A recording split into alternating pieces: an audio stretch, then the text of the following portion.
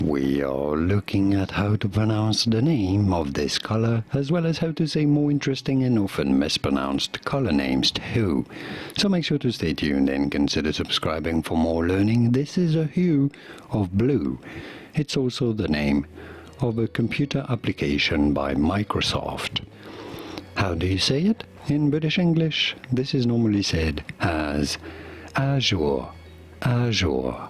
In American English, however, it is normally pronounced as Azure, Azure in American English versus Azure in British English. And now you know it all. Did you get this? Was this any helpful? Let me know in the comments and by using the like button. Thank you kindly for your support. More videos on how to pronounce more interesting words and names whose pronunciations aren't always obvious. I'll see you there to learn more. Thanks for watching.